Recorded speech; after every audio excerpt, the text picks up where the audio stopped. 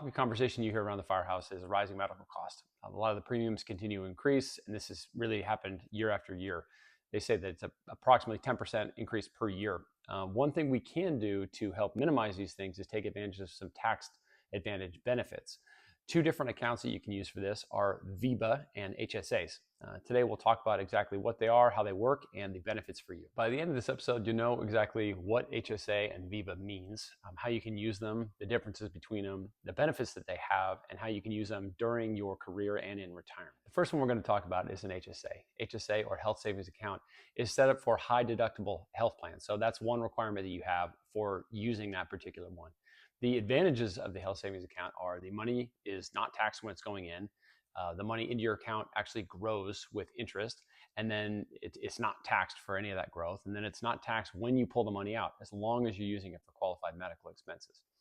Again, the catch for that one is you have to have a high deductible health plan for this, and your employer has to provide the HSA for you. Important note to make is HSAs and VEBA, neither one of these are set up in that use it or lose it thing that flex spending is. Flex spending is set up in another way to where you can, at the beginning of each year, determine if you want to set up a health savings account or a flexible spending account, and then have either $2,500 single or up to $5,000 if you're married for those medical expenses. Flex spending works in the same way, but it's basically just a piggy bank where they pull that money out of your account directly or out of your check directly over the course of that time. And the catch for the flexible spending accounts is that if you don't use them, then you do lose that money. So some other advantages of HSAs are the money is different than a flexible spending account, where it's the same in that it gets pulled out of your check and then it's put into an account in your name. But the difference is for the HSA, that money can be invested, it grows over time, you can roll over amounts each year, and it's not a use it or lose it thing. So you're able to use that either now during a lot of high medical expenses during work, or if your employer covers some or most of these costs, you can actually save this for retirement and use these in retirement to cover some of those costs, to allow you to maybe bridge the gap between retirement age and the age of 65 before Medicare kicks in. So that's some advantages that has. Now let's get into VEBA. So VEBA is another option. It's very similar to HSA, except that VEBA does not require a high deductible health plan. All it needs is really the agreement in your MOU or a portion of your MOU talking about how this works. Both HSAs and VEBA can be funded by you and your employer, and they functionally work very similarly. Again, for the HSA, you do need the high deductible health plan to qualify, but for VEBA, you do not. So depending on what your MOU says between employer and employee contributions, it works functionally the same way. Money goes in there tax-free, so it lowers your gross income when it's pulled out of your check. It grows tax-free, so all the interest that it's making is not taxable. And then all the expenses that you have for it afterwards aren't taxed when that money's coming out to pay for those expenses.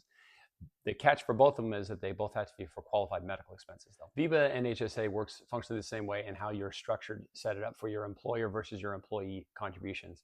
These, because of fairness and some of the legal stuff required for it, is you can't decide how much you want to put into it. It's basically outlined in your MOU and the contract with the city, talking about exactly how much your piece and how much their piece of the money going into that is. So there's not like you can ramp up a ton of it on your own. It's usually defined in the MOU for the actual contribution amounts. I'm going to dive into an example here of what my department does specifically for us. So that way it's a little reference for folks I work with when they're looking at it for some VEBA notes. And it'll work functionally for you if your department does the same thing. You can kind of use the same sort of template to see exactly how much you have going in there. Or if your department doesn't do it and you're involved with a local, maybe you can push some of this forward to see if you can get that involved in your next MOU. So like I said before, many departments have VEBA contributions from the employer and the employee. In our model, our employee contributes $50 per paycheck. The employer contributes $23.08 per paycheck. So the total amount of VEBA contributions per paycheck is $73.08. There's 26 paychecks in a year, so $73.08 times 26 is about $1,900 per year. Over a 30-year career, $1,900 times 30 is $57,000 contributed. The way that most VEBAs are set up is that they're invested relatively conservatively, so they're only earning a 3 to 5% return.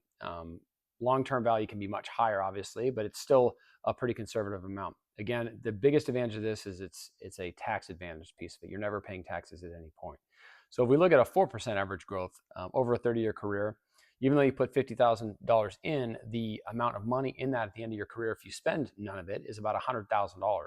So you could use it one of two ways. You could use this during your mid-career for medical costs, kids' braces or medications, other things like that, or you leave it alone. And then during your retirement, you can use this to cover premiums or out-of-pocket costs. Either way, the tax-free part of it remains there forever, and as long as it's used for those qualified medical expenses. So the value of the qualified medical expenses is that it's pretty broad. You can't use it to redo your house, for example, but if there are certain things that you need for your home as you get older, like if you need a wheelchair ramp or things like that, it would obviously cover those construction costs associated with some of those things. But assuming you're young and healthy, plenty of things that you normally pay for can qualify for this. So anything from medications that you have, doctor's visits, co-pays, medical premiums, and depending on your physician, you can even have them write certain things to anything that could be related to health-related stuff. So let's say you need a hot tub or some sort of fitness equipment for rehabilitation or something like that. You can use your physician to write a note qualifying some of those medical expenses. And the best place to look for this would just be Googling irs.gov qualified medical expenses.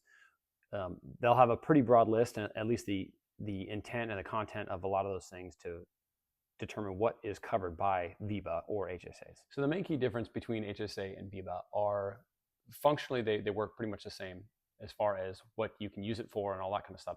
But the differences would be is if your city employer MOU speaks to either one or has those included in there.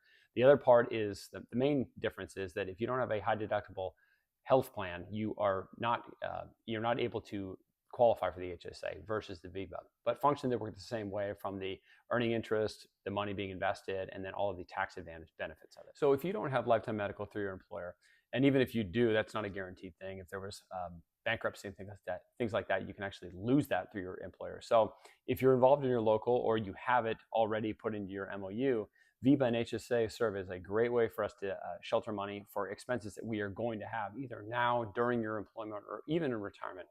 Again, most of us retire between the age of 50 and 55, and Medicare doesn't kick in until 65. So 10 to 15 year period of you having to eat the cost of most of those medical expenses is a big part for you. So if you can plan ahead for that stuff and have that set up and have a little piggy bank to draw from for that stuff, that it has some huge tax advantages, I encourage you to do so. Most of us are pretty familiar with using a savings account to pay for most of the things that we have coming up, right?